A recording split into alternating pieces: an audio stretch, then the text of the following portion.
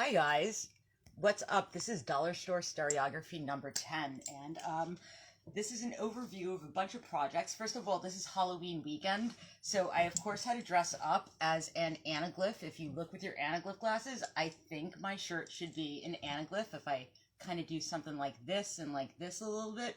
But anyway, let's get started in the projects. Right now I'm going to do, this is called Dollar Store Stereography number 10, and this is lens hacks for digital stereo. I've been doing a lot of supplementary videos and posts on Instagram that support a lot of the projects because, as you can see, I can only film live streams in 2D, so I can't do a 3D video, and that's kind of like really what you need to do a lens hacks for digital stereo sort of video. So please look on my timeline and look up the prior posts that I have for all the projects that I'm going to have. And I'm also going to have some new ones for you right now, too. So let's get started. First of all, lens hacks for digital stereo. This is for digital stereo cameras and also for regular digital iPhones. You could use any smartphone. If you want to use digital cameras like an SLR, these aren't really for that. It's more for smartphones. And you could use it for analog cameras too, a lot of these projects. The first thing I want to start with is something that's very simple and easy, is just using, this is a project that I also did before, clip-on lenses.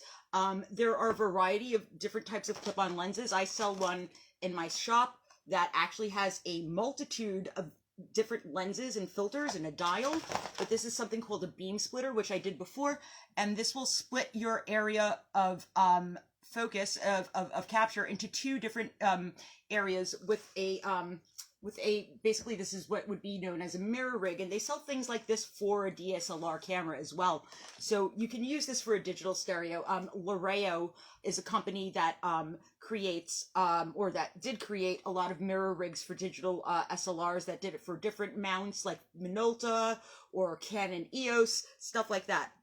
But you can also use, if you have a digital stereo camera, this is something that I used to buy in bulk. I have many of these cameras you're going to see, and I bought them because they were cheap and they were very effective. They shoot in 720, I believe.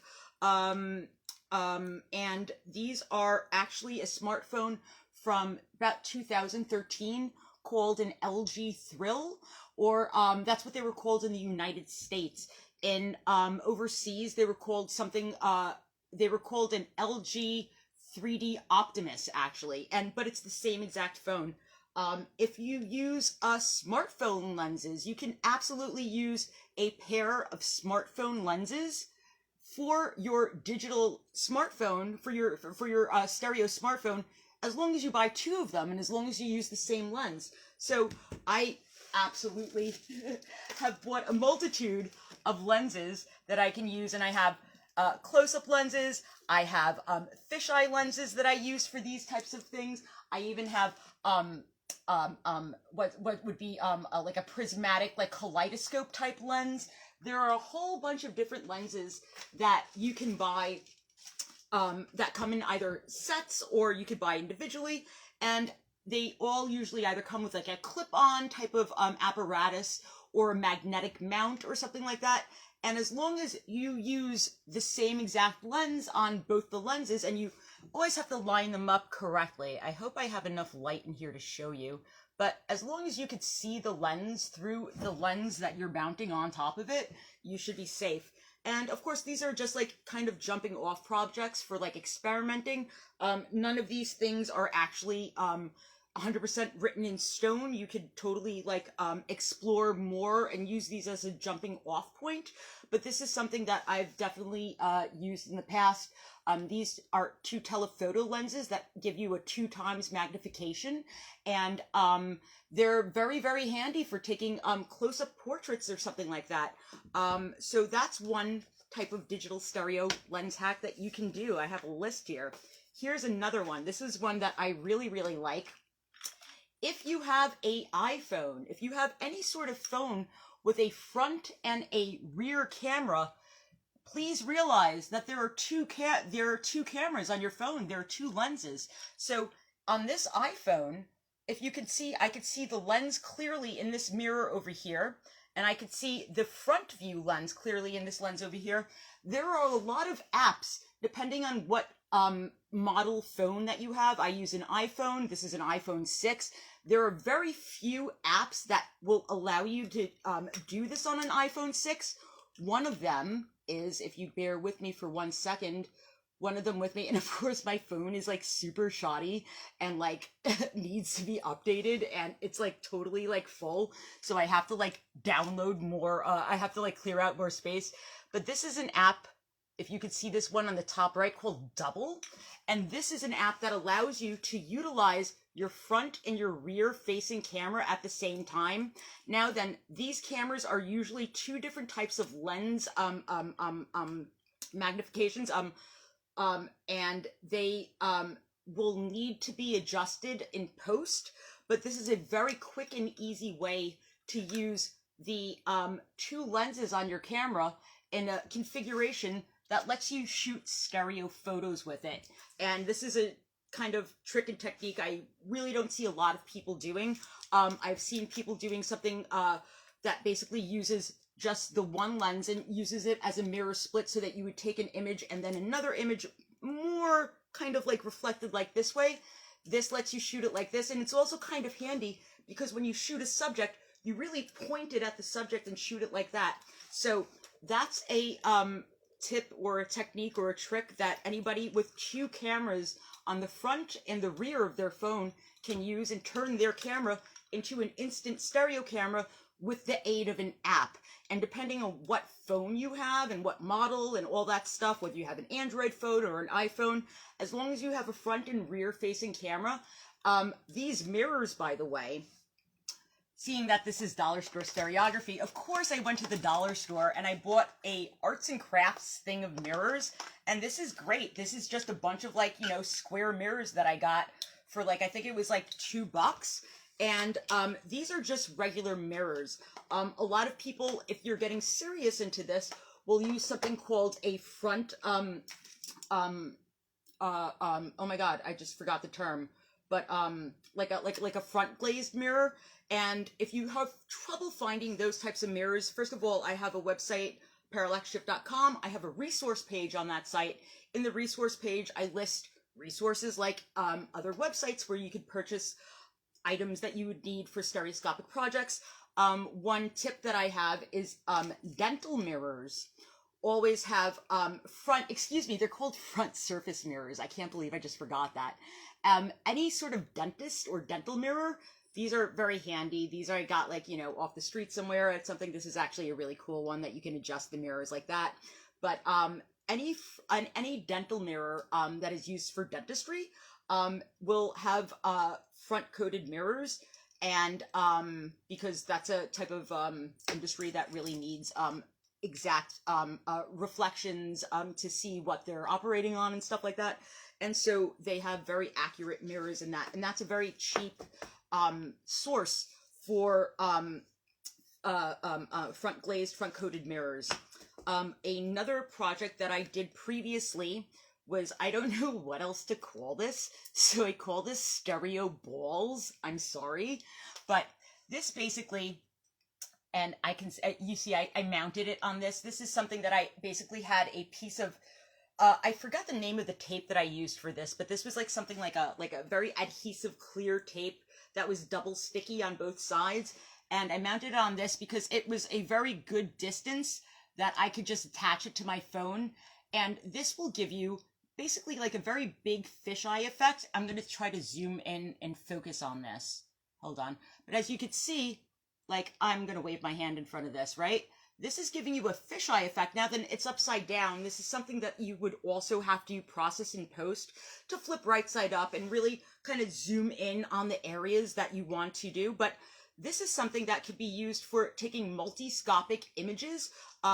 This is just two, I'm calling it stereo balls like that, but you could have stereo ballses and basically use a configuration that has 6 or even 9. And you can go nuts with this. And this is something that might be good for experimenting with light field displays, such as the Laya the Laya tablets that are out, or looking glass displays that need more than two, that are basically better with like multiple images that are captured at the same time. This is something that is very fun and very cool to experiment with, and is also just very effective. And even though it's not focusing right now, especially since I'm in Instagram, it's not going to do that, but you could see that it's capturing each image at a different vantage point, and it's giving you a perspective that is a fisheye perspective, but it's something that's still workable. And if you want to be creative and not necessarily as literal as a photograph, you can really do a lot of different things with this. And there's also programs that will unstitch the unstitch the fisheye-ness of it and give you a flat image. So you'll be able to work with something like that a little bit easier. One of the other projects that I did previously was capturing polarized stereo images by taking a stereo camera and placing a pair of linear polarized glasses over it. This is a project that I did previously, so I'm not going to show it right now. But that's something that is so simple and easy that you just put a pair of linear polarized glasses and you're able to capture polarized images. Or you could even do something that is akin to a shadow graph projection. If you would project light through each one of these polarized lenses, you would have two different polarized shadows that could be viewed stereoscopically if you wear a pair of corresponding linear polarized glasses to view them. So that's something that's fun. Another project that you can always use, this is very much akin to this beam splitter idea, is use a prism, and that's very much like the this dial. I call it a lens dial. This is something that I sell in my store. This is something that has a bunch of different prisms, and there's one that is a split prism that will give you a perfectly in half prismed effect that will give you two different vantage points. But I'm just going to show you very quickly right now, just as an example. This is a prism that I got off of, like, you know, it's something that I took off of a chandelier, and that this will give you a nice breakup. So as long as, if you have something like this, you can see I'm getting multiple images. I could twist it this way. Oh, maybe let's twist it this way. Let me do it that way. Maybe that's even better. Whichever way you want to do it, this is something that you can experiment with. But either way, you're getting a stereoscopic image, both up and down and left and right in this configuration. So that's something to explore. Again, these are all starting off points. These are things that, like, you know, I thought of, that I've explored on my own, and maybe that you find some other way or technique that you like better, or that works for you better. Please don't take these literally. These are things that you could absolutely do on your own and explore 100%, keep on going on to it, and even try to find things that we aren't covering in this tutorial. Another thing that is handy, especially if you're doing something like a cha-cha, and where did I put my iPhone? Oh my God, that's me. Oh, it's right here. It's humongous. That's why I can't recognize it. If you're doing a cha-cha with your iPhone, and you're doing something that is a hyper stereo, where you're really getting a lot of distance between one shot and the baseline between another shot, you might get a lot of foreground into that will screw up your hyper stereo. This is something that is a regular photo technique. I made this onto a clip-on lens attachment that I could just put on a smartphone, but I could put it on here also very quickly, and it's going to cover up. Hold on, where is it going to cover? Oh my God. Let me show you with a piece of paper. Either way, these are papers that come out of a peel-apart Fujifilm that is like a Polaroid. They're instant film. So this is a light-proof paper. Whenever you need something that needs to be masked, either at the top or the bottom, that you would need to really do a lot of post-editing for, it might be easier just to kind of mask off the region that is going to be giving you problems before you take the picture or before you take the photo or stereo. And when you have something like that masked off already in the bottom, then that's so much less work that you have to do later on in order to align it and in order to make it something that is a very viewable stereo, especially with hyper stereos. You'll get a lot of foreground from the, like, you know, people walking around on the street, or even if there's like a telephone pole in the way that is getting in the way of like perhaps the hyper stereo that you want to do of like the cloud scape that you see. If you just mask off the bottom, and you might be able to use a piece of aluminum foil, you might be able to use something like this, which is like a black, or even just black construction paper, as long as it has a clean edge. And there are different ways to kind of situate it. If you notice that if I get closer to the lens, it really gives me this fuzzy effect, kind of something that like I would want in a vignetting type of situation. But if you pull it away from the lens a little bit, you'll see that the edge becomes a lot harder. So you'll have to judge for yourself where you would mount something like this, even if it's just a piece of paper, and holding it closer or farther away will give you a different effect on the gradation of the edge, or the hardness and the severity of it. But that's something that's very handy to do, especially in a hyper stereo situation. So I wanted to mention that. Another thing that you can do, and this is something that I've been doing for a while, and I will post pictures of this from my website. I don't have both the phones charged up.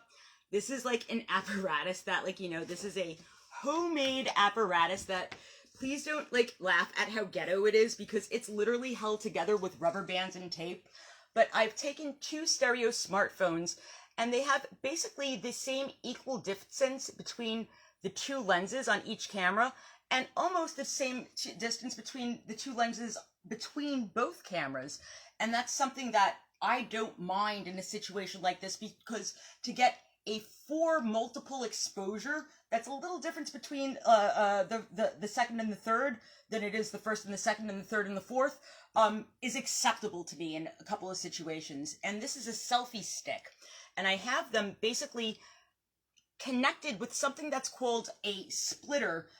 This isn't the same type of splitter that you would split in audio, like if you're listening to like two people with headphones on one iPod. This is something specifically made for cell phone video and photographic capture. You have to make sure that that is the type of splitter it is.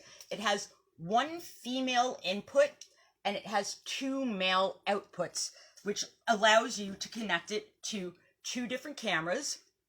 And this will sync your cameras when you have it plugged in. Of course, let me just plug this in. When you have this synced up with 2 cameras, you can operate both of them, the shutters, with one push of a button from something like a selfie stick. You can also use a multiple camera configuration with a lot of different other techniques. There's a lot of people who will get very, very specific about the start point of each device's capturing and recording of the imagery, especially if you're doing something like video where they really should all start at the same moment. One of them is this technique that I figured out, that if you just with the push of one button, as long as you have a capable connector, which please always make sure if you're ordering, oh my God, see that one just fell apart, but I know it works. If you're ordering it on Amazon or something like that, just make sure it is specifically for splitting up the capture of 2 smartphones, because if it's just for audio, the connections in the cable will not be sufficient enough to capture video simultaneously. It's something that would be designed only for audio. So make sure that it's something designed specifically for capturing digital imaging between 2 cell phones or something like that. Other techniques you could use, excuse me, let me just unplug this. Other techniques that you can use kind of like in this realm for syncing up smartphones would be, I've used apps that you download onto your phone. Unfortunately, these phones were like made in 2013 and their operating systems are no longer supported on like Google Play or something like that. so you can't download new apps for these phones. But the phone that I'm shooting this on, which is like my favorite phone in the world, which is the Red Hydrogen 1 stereo smartphone, something like that, like maybe you could do multiple stereos. And to hook up 2 stereo phones instead of 4 individual phones is a lot easier. So try to look into stuff like this, or older devices, as long as they're shooting with the resolution that is acceptable for your work. If you're doing something projection, like, you know, like in a movie theater, like, you know, 20-foot screen, perhaps it's not. But if it's something that you think is going to be used for, like, perhaps a looking glass display or something else, maybe it will be. And that's something that you could experiment with.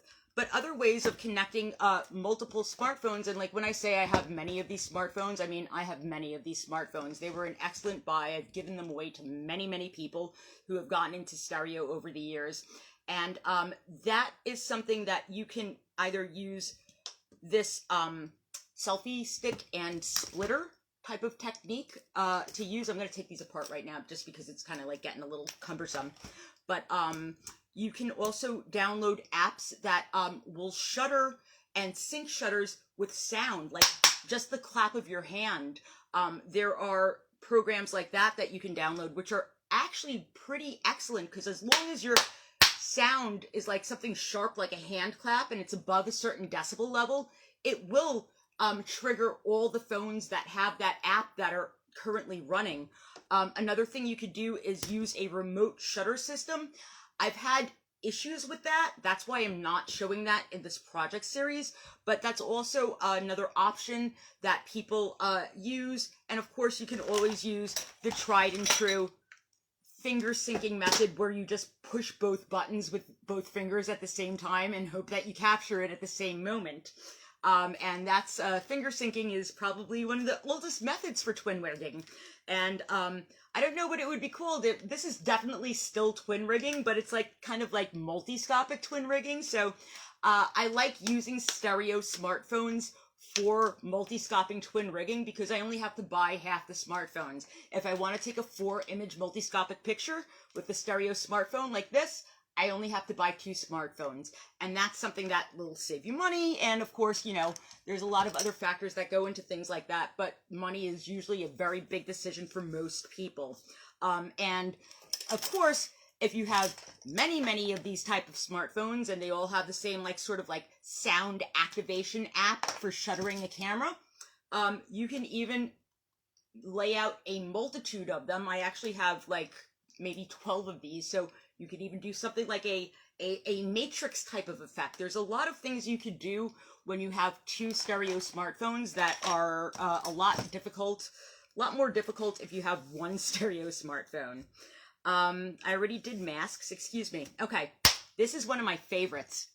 I have a video up from before that I have like this like really cool magical type of effect that looks like this, and this will kind of really capture a lot of different angles. Oh my god, oops, I just did that, excuse me. Let me just show you what this is, since I never really said it before. This is something that's called an X prism. This is something that, first of all, it's very, very sharp. I sell these in my store. The ones that I sell in my store, of course, are like 100% wrapped up. They're not loose like this. I'm very rough on my gear, and I make sure to keep the stuff that I sell 100% away from the stuff that I use. But a beam splitter is basically, or at least this X prism, the X prism is actually very much technically a beam splitter. Well, I was calling this a beam splitter before, and you could see that it, hopefully, that if you could see that the light is coming out of both mirrors at the same time, it's doing the splitting sort of effect. A beam splitter means that it's splitting the light. This X prism is very much a beam splitter. This is something that's made out of, this is a very bad light, excuse me. This is made out of, let me see if I could show you this better. This is made out of this is made out of 4 triangular shaped prisms that are each coated with a dichroic coating on the inside, and then they're cemented together. And this is called a beam splitter because it splits a light beam. I don't know if you could see the color, but I will try to show it to you as best as I can. This splits any light any white light beam into a blue, into a yellow, into a green, and into a yellow, and into a red. So an RGB, and then plus white, and this will also combine. So when I put this on top of the lens, and if of course you have a stereo smartphone, you would want to get, of course, where's my stereo smartphone? You would want to get 2 of these, and these always separate the color in one of 2 ways, either BGR or GRB, either way. So there's only 2 configurations, and you would have to like kind of adjust them so that they're like that, or you can have them as a different type of thing if you want to get like some sort of weird sort of rivalry effect in your stereo images, which is totally 100% a like totally cool thing to do. And you would have to use 2 of these, but just to show you what one of these does, and I'm going to show you the RGB effect. So that would be the R, that would be the red, that I think would be the blue, and this yellow one that looks yellow, that would be the green. And so you saw how I was kind of like moving this around like that. It only has 4 sides, but one side will always be blue, one side will always be yellow, green, one side will always be red, and one side will always be white light, or like the entrance light coming in. And this will reflect, this both will split a beam into different configurations. Oh, this is an easy way to show you. Look, that's blue, that's more red, that's more G or yellow, and this will always have the same pattern over and over. So that's what this is called. This is called an X prism, or an RGB prism, or a beam splitting prism. And these are just very super cool things that I really like to use. They have such a cool effect, I think, don't you? Like, isn't that great? And when you use a stereo video for it, it of course takes it in stereo, which makes all the weird type of stuff that you're seeing in 3D. So I really, really like them. Let's see, what else do I have? Oh, okay. Here's another prism example. This is something that I made out of, these were made out of a type of right angle prism that you would kind of put on a cell phone that is meant to take a picture. I'll just use this as an example. That, like, you know, instead of taking a picture like this of somebody, you would be able to kind of like be a spy and like pretend to like not be paying attention and take a picture like that. It's called like a spy lens or a right angle prism. And when I use 2 of these, if you could see the lens in both of these, which I don't know if you can, let me actually put a light on this. If you can see that this is, if you could see the lens right there, that circle, that's where the lens is configured to shoot from right now, but that's not where the lens is located. So this really gives you a different baseline, and you can use this to either expand baselines to extend them, or if you have 2 very wide baselines and you want it to be smaller, you can even use it as a baseline reducer. But these are made out of 2 right angle prisms, and I'm just going to split this apart right now so you could see what they are. These would be basically, I'm going to shoot up at the ceiling right now, and I'm going to show you the tip of my finger like that. You see how this is basically just reflecting the image in different directions. And so when I put 2 of these together, I can actually extend the area that I'm shooting, either widening it, so either widening it from what it is right now, or I could reduce it even if, let's say, my lenses were on either side of this camera. And that's something that's very handy, especially for the smartphone that I'm using right now to shoot it. The baseline on this in stereo is super, super minuscule. So when I do something like this, it really, oh, see, that's a good example. So I can only do 1 of them right now, but it really is changing the vantage point from where it is actually shooting from considerably. See, you can see I'm like really right in the middle of the screen here.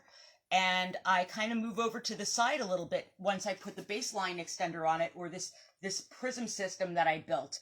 And this is, again, made out of 2 cell phone spy prisms or right angle prisms. And they're really they were marketed as like a type of like a prism that you could use on your phone to like take surreptitious pictures of like other people without them looking at it.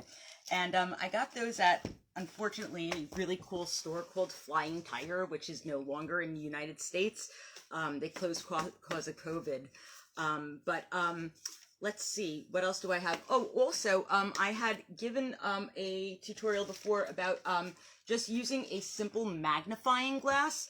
I want to just kind of update that. If you want to use your stereo camera to take a more portrait style or more close-up picture of what your subject matter is, to use a magnifying glass before that. And I have basically had a little bit of trouble with magnifying glasses, but I have found that Fresnel lenses, and Fresnel lenses are spelled F-R-E-S-N-E-L.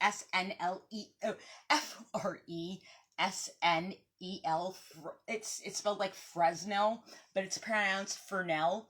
And these are actually quite good at giving you magnification without, you see how there's like a bit of glare over here?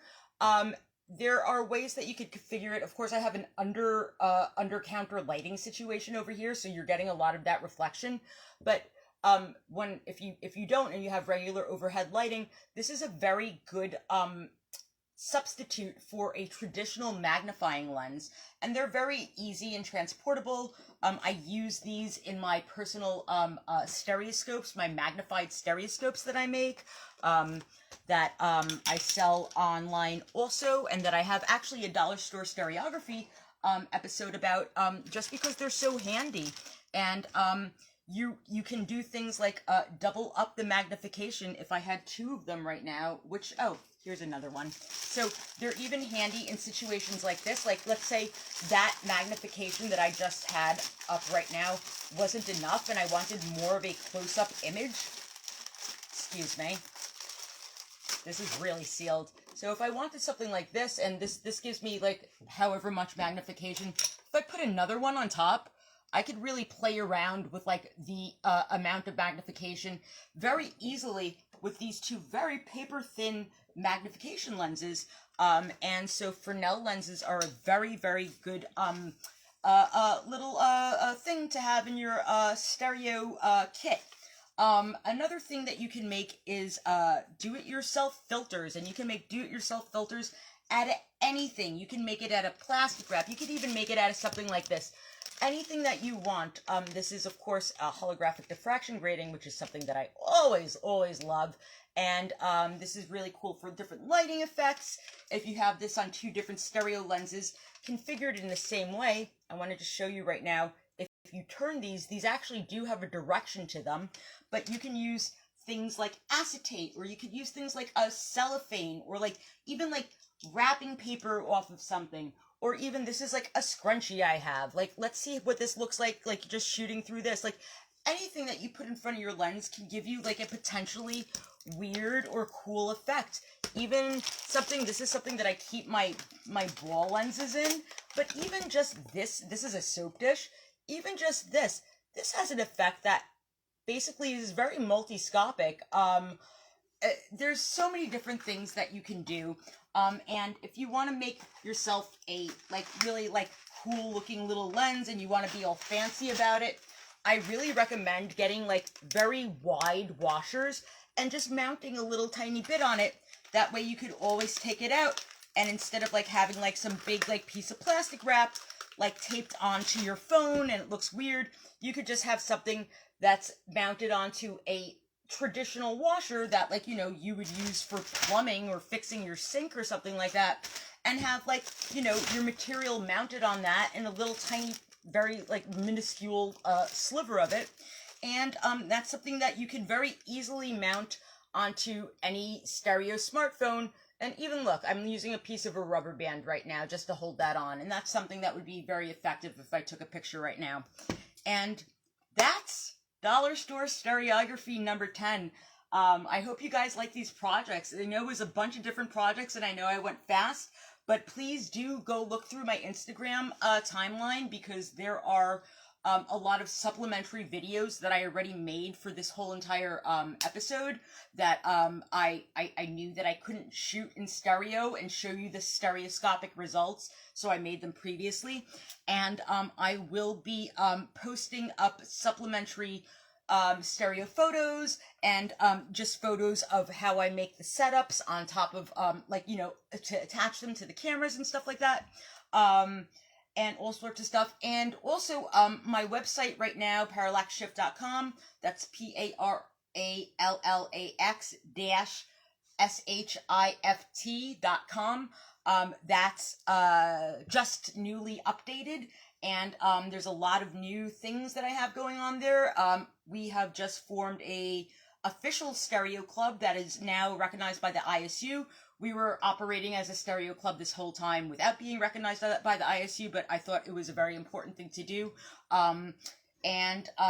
We operate out of New York City. We are the second stereo club to form in New York City. We were the second stereo club to form in New York City. In 2020, the Brooklyn Stereoscopic Association was the first, if you know your history. But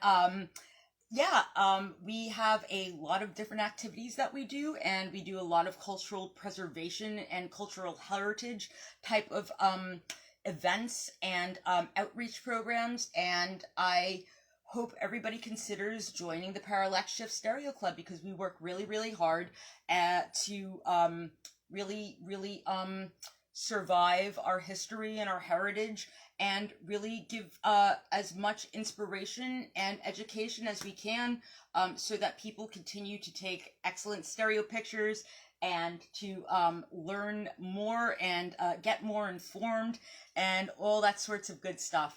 So thank you very much for joining me. That's it for tonight. And I hope you have, like, you know, like here, like I hope you have like a 3D-ish weekend. I don't know if that's going to come up backwards or forwards, but I hope you have a great weekend and be safe. I'll talk to you guys later. Bye. I actually don't know how to stop it on this, so hold on. Let's see if I'm good at this. Boop. Yes. Bye.